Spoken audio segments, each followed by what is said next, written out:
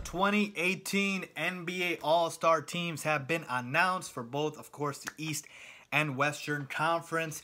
Who made the team? Who got snubbed?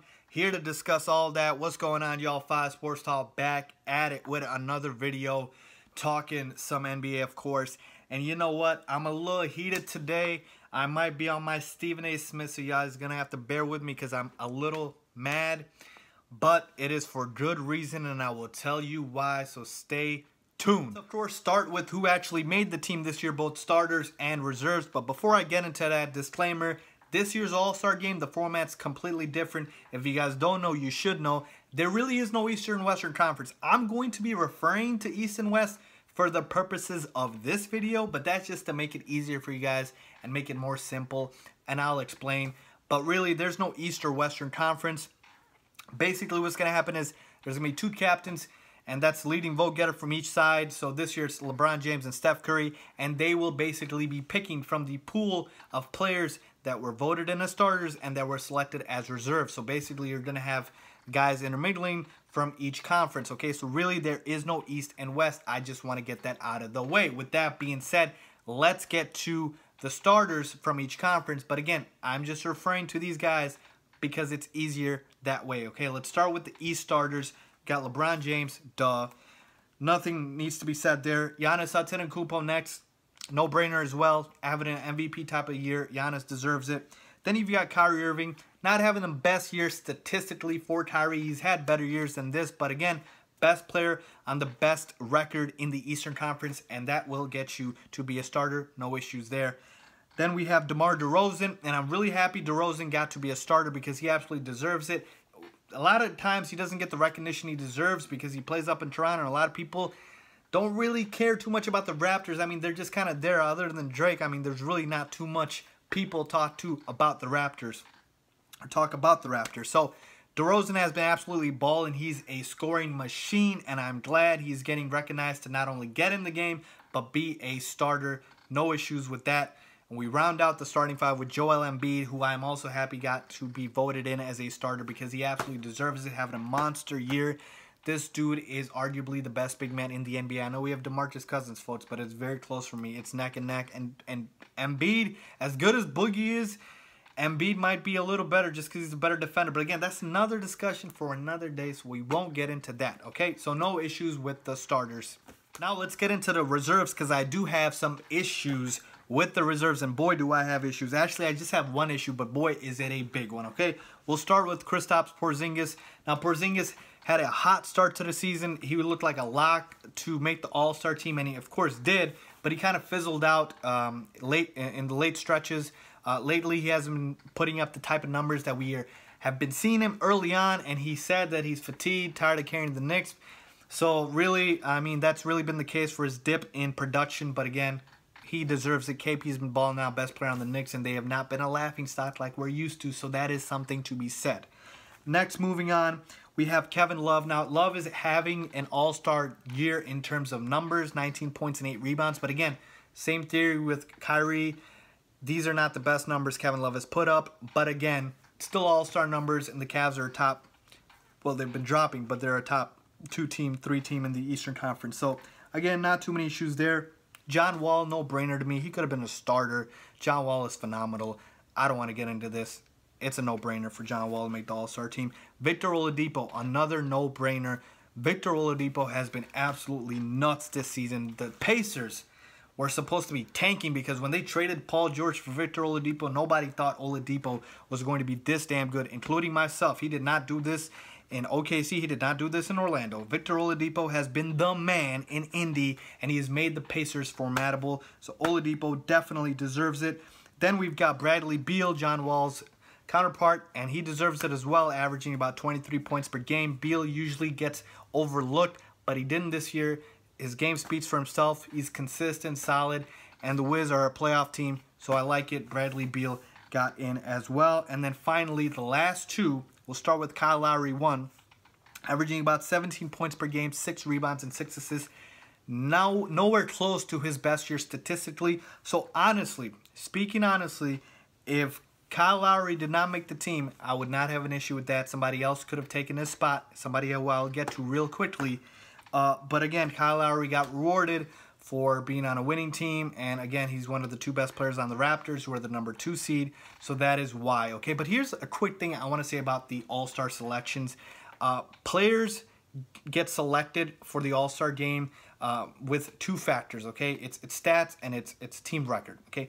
But for me, this is an individual accomplishment and an individual recognition. So, to me, it's more important that your individual numbers are better and should be weighted more than the team record, okay? Not to say the team record doesn't matter, because, of course, at the end of the day, winning is what matters.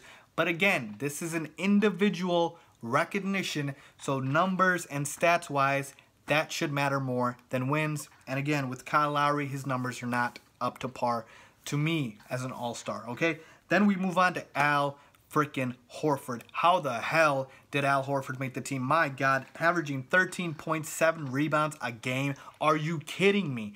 And he got in over Andre Drummond, folks. Andre Drummond got the snub of a lifetime. Andre Drummond, you look at these numbers, folks. Andre Drummond is averaging 14 points, 15 rebounds, 4 assists, 1.2 blocks, 1.5 steals a game. He has been ridiculous this season. Absolutely ridiculous. He's a statistical monster. And I know the Pistons have not been playing as well. They kind of fell out. Now they're like the 9th seed.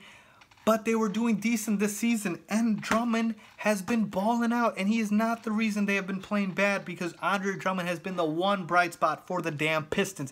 And for him to get left out over Al freaking Horford, are you kidding me? Again, this is the rewarding winning over individual stats. 13 points and 7 rebounds is not all-star worthy, folks. I don't care what league you play in, okay? That is just not all-star worthy. Andre Drummond absolutely should have gotten in over Al Horford, or at least over Kyle Lowry. But one or the other, he got snubbed, absolutely got snubbed, and I am not happy about that. My God, he tweeted, I think he said he might have to start doing bat flips or something to get recognized, because honestly, it doesn't make sense to me, okay? But again, huge snub with Andre Drummond. Rest of the list, I guess I'm okay with the reserves, but like I said, Lowry and Horford I have a big issue with. Lowry I have somewhat of an issue with, but Andre Drummond got snubbed like no other. Now let's move over to the Western Conference and talk about the starters and reserves there. And I mean, not too many issues here for me. I mean, Kevin Durant, Anthony Davis, DeMarcus Cousins, Steph Curry, James Harden. I mean, can you really argue there? I know Steph missed a couple games. James Harden missed a couple games. But again, can you really argue with these guys? Maybe Russell Westbrook should have gotten in. But again, the bar for Russ is so high that because he averaged a triple-double last year, that of course the stats took a dip this year. But that's what happens when you add Carmelo Anthony and Paul George to your team. So again, I don't have any issues with the starters. Let's move on to the reserves. And again, I'm going to start with basically the locks, okay? And these guys that I don't want to get into too much because they made the team and they deserve to make the team, and there's no discussion, okay? Damian Lillard, surprised he got in, but he's a lock. Dame usually gets snubbed again because he plays up in Portland. A lot of people don't pay attention to the Trailblazers, but Dame is consistent, and I have no problem with him getting in. Jimmy Butler, surprised he got in, not because he doesn't deserve to make the team, but because I thought, you know, the Western Conference usually is loaded.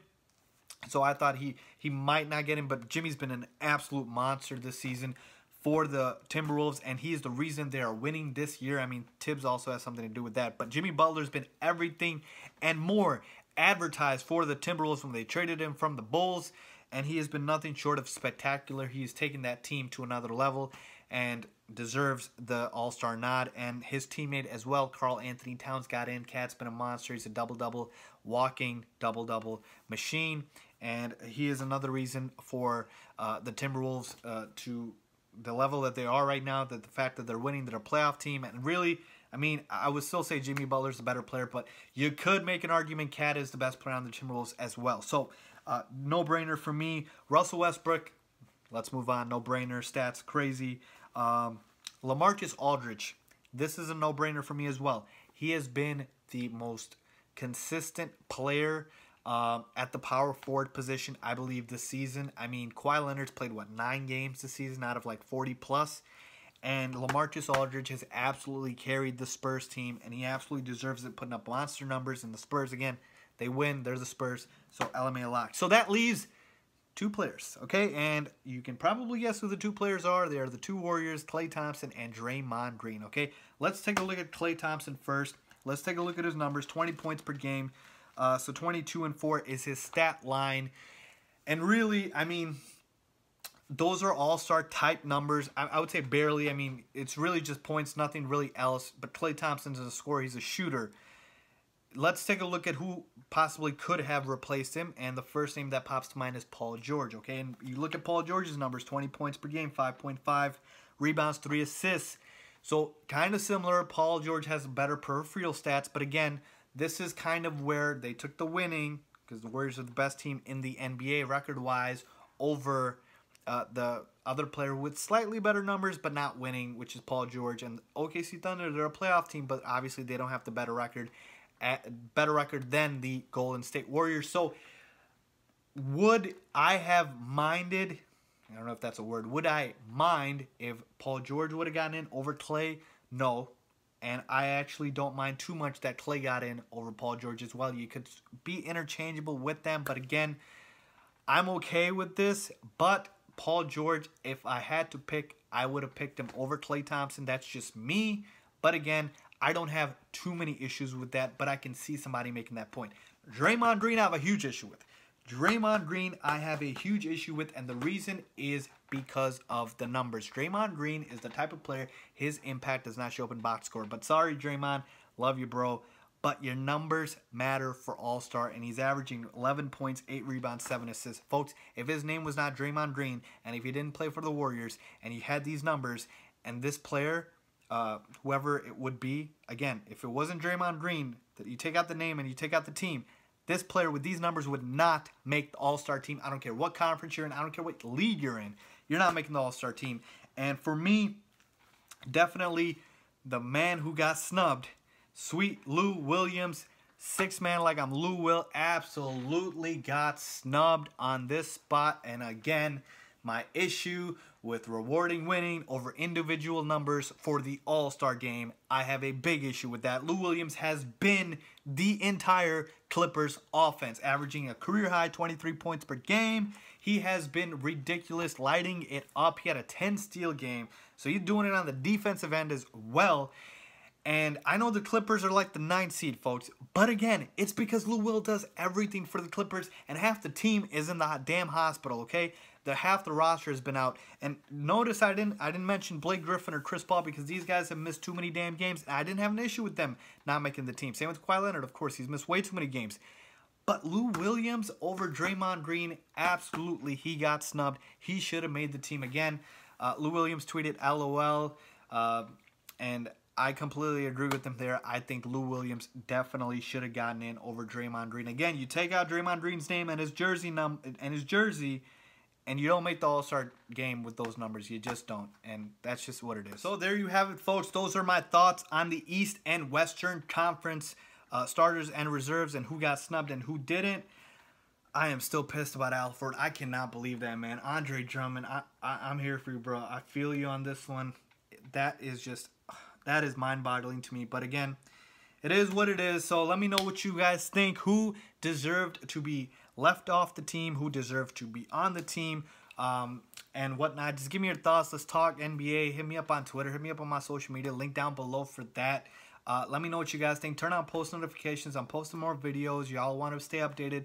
Turn that on. And as always, don't forget to subscribe. Thanks for watching.